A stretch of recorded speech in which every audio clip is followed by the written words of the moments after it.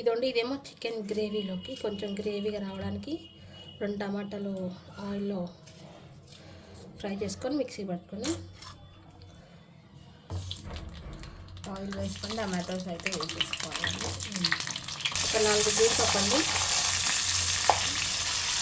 ఇందులో కొన్ని గసగసాలు కూడా వేసుకున్నామండి. ఇందులో ఆనియన్ వేసుకున్నామండి. ఇప్పుడు చిన్నది ఆనియన్. ఇదండి ప్యూరీకి అయితే ఇది ఉడికిపోయింది, ఇది ఆఫ్ చేస్తున్నాను. ఇప్పుడు కూరకి అది వేసుకుందాం, తాలింపు వేసుకుందాం. ఆయిల్ అయితే వేసుకున్నామండి. సో ఇదండి, ఓపెన్ చేయము ఒకసారి. ఇదండి చికెన్ అయితే మ్యారినేట్ చేసి పెట్టుకున్నాం మేము. కారము అవన్నీ ఏమేమి వేసామా? కారము, అల్లం వెల్లిగడ్డ పేస్టు, ధనియా పొడి, జీరా పొడి, కొంచెం పుదీనా, అంతే, ఉప్పు. సో ఇవి వేసి అయితే మ్యారినేట్ చేసుకున్నాం మేము. సో ప్రాసెస్ అయితే చూద్దాం ఇప్పుడు. సో ఇవి అయితే గ్రేవీకి చల్లబడ. ఇదైతే ఇప్పుడు ఆనియన్ అవన్నీ ఫ్రై చేసుకున్నాం. సో ఇందులో అయితే ఆనియన్ పచ్చిమిర్చి వేసుకున్నామండి. ఆయిల్ హీట్ అయింది కదా.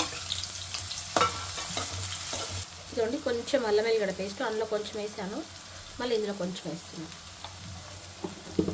సో ఇదండి ఆనియన్ అయితే వేగిపోయింది. ఇప్పుడైతే ఇందులో మ్యారినేట్ చేసి పెట్టుకున్న చికెన్ అయితే వేసేసుకున్నాము.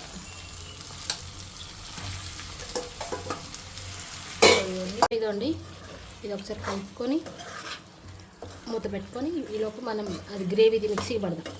ఇదైతే మిక్సీ పట్టుకున్నాం పేస్ట్ లాగా. సో ఇదండి గ్రేవీ అయితే ఇలా మిక్సీ పట్టేసుకున్నాం మనము. సో చికెన్ ఎలా అయిందో చూద్దాం ఒకసారి.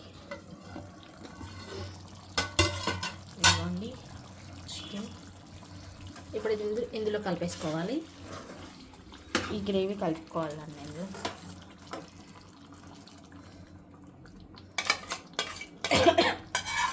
ఇప్పుడు ఇందులో గ్లాస్ నీళ్ళు పోసుకొని ఉడకనిద్దాం. ఇదండి, ఇప్పుడు దీన్ని మొత్తం ఉడకనిద్దాం దగ్గరకు వచ్చేదాకా. చికెన్ కర్రీ ఇదైతే ఉడకాలి.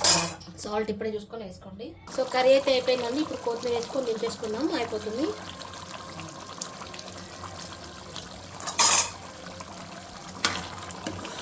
ఇదండి కర్రీ అయితే అయిపోయింది.